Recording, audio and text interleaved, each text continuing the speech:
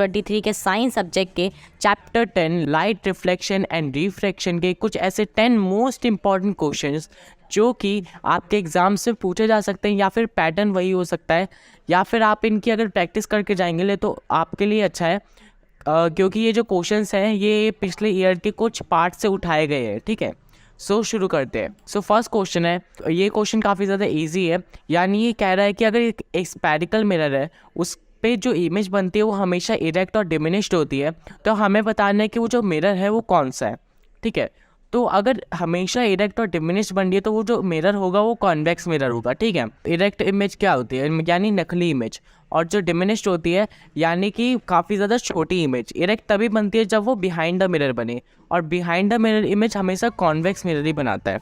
ठीक है, तो नेक्स्ट क्वेश्चन है हमारा, state the law of reflection. Reflection के दो लॉज होते हैं कि जो इंसिडेंट रे है वो इक्वल होगा, मतलब जो एंगल ऑफ इंसिडेंस है वो इक्वल होगा द एंगल ऑफ रिफ्लेक्शन, और जो नॉर्मल है, जो इंसिडेंट रे है और जो रिफ्लेक्टेड रे है वो क्या होगा, वो एक सेम प्लेन पे टकराएंगे, यानी उनका जो मीटिंग पॉइंट होगा वो सेम होगा। तीसरा क्वेश्चन क्या है, state the law of reflection of light, explain the term absolute refractive index. यानी हमें इसमें क्या बताना है, रिफ्रैक्टिव इंडेक्स के बारे में बताना है।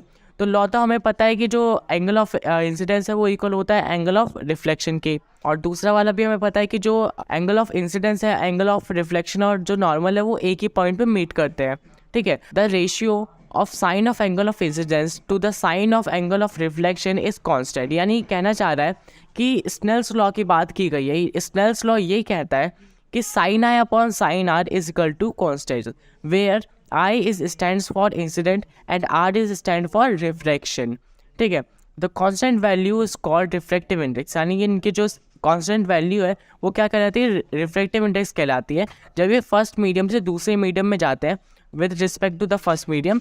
ठीक है, सो यहाँ पे इसी बात यही हमें बताना था कि स्नेल्स लॉ क्या होता है और इसमें मतलब क्या कहा गया था।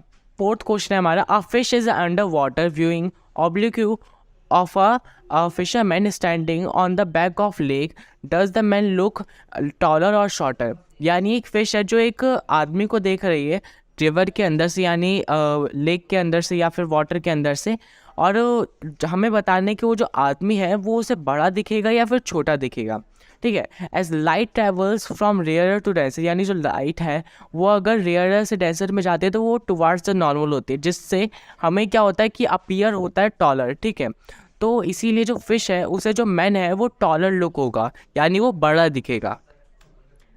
फिफ्थ क्वेश्चन है हमारा कि कनकेव मिरर है। ठीक है, कनकेव मिरर की फोकल लेंथ है 20 सेंटीमीटर, हाँ, और जो उसका ऑब्जेक्ट है उसकी हाइट है 4 सेंटीमीटर।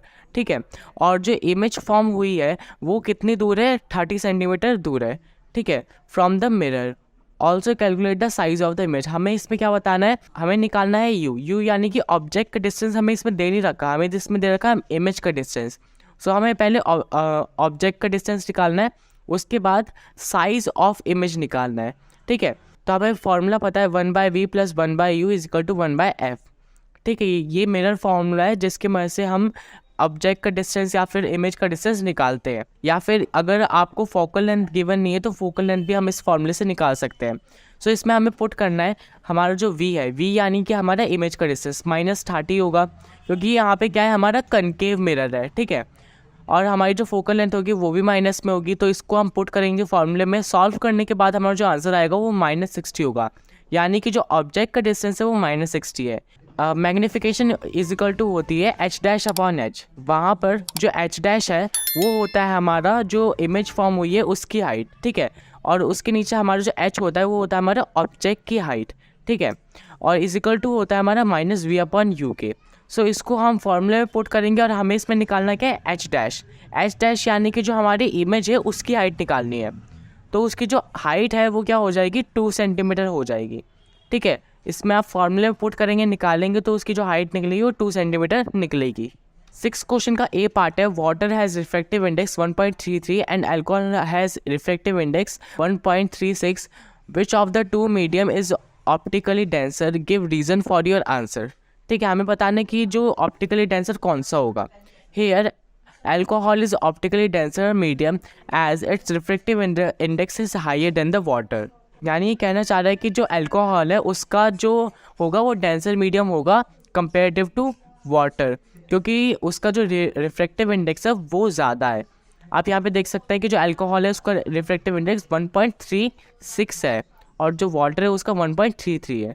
ठीक है, यानी कि जो जिसका रिफ्रैक्टिव इंडेक्स ज़्यादा होगा वो ज़्यादा डेंसर होगा।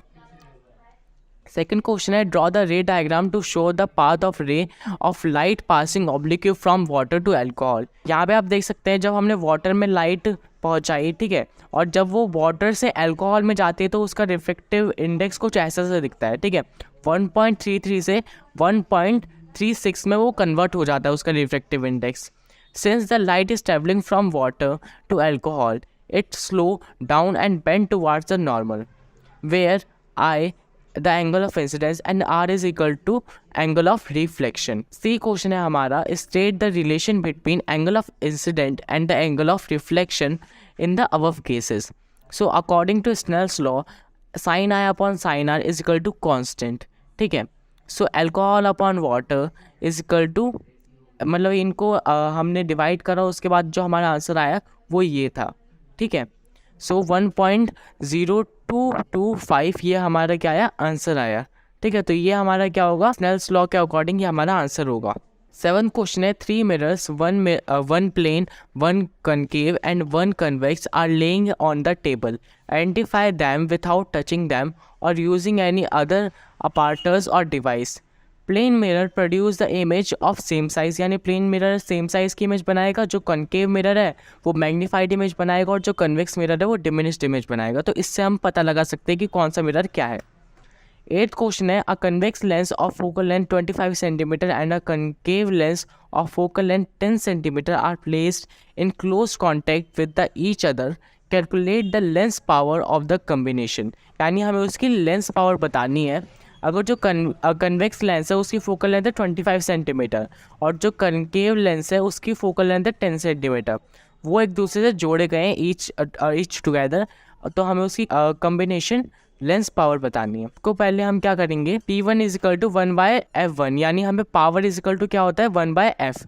ठीक है, तो 1/F के फॉर्मूले में से पुट करके हम इसका जो पावर है वो निकाल लेंगे 4 डायप्टर, और P2 की पावर क्या आ जाएगी हमारी -10 डायप्टर। तो दोनों की पावर को हम प्लस कर देंगे अगर हमें टोटल पावर निकालनी है, तो टोटल पावर आ जाएगी -6 डायप्टर। 9th क्वेश्चन है, an object is place at the distance of 12 centimetre in the front of concave mirror of radius of curvature of 30 centimetre. List 4 characteristics of the image formed by the mirror. ठीक है, एक object है जो रखा हुआ है 12 centimetre की दूरी पर एक कनकेव मिरर के, और जिसका जो रेडियस ऑफ कर्वेचर, यानी कनकेव मिरर का जो रेडियस ऑफ कर्वेचर है वो है 30 सेंटीमीटर का। तो हमें उसकी 4 कैरेक्टरिस्टिक्स बतानी है जो इमेज फॉर्म्ड हुई होगी। ठीक है, सो 4 कैरेक्टरिस्टिक्स उसकी क्या होंगी कि वो वर्चुअल होगी, ठीक है, वो इरेक्ट होगी, वो एनलार्ज होगी, एनलार्ज यानी कि बड़ी होगी। Image is formed behind the mirror, जो इमेज होगी वो बिहाइंड द मिरर फॉर्म होगी, इसलिए वो वर्चुअल इरेक्ट होगी। ठीक है, अभी ये क्यों हो रहा है ये भी हम जान लेते हैं। ठीक है, thus we can say that the object is place between focal length and pole. जब भी जो ऑब्जेक्ट होता है वो फोकल लेंथ और पोल के बीच में रखा होता है तो उसमें क्या होता है, जो इमेज होती है वो बिहाइंड द मिरर फॉर्म होती है। 10th क्वेश्चन है, a convex lens of focal length 2.0 meter can produce a magnified virtual as well as a real image. Is this a correct statement? If yes, where shall the object be placed in each case of obtaining these images?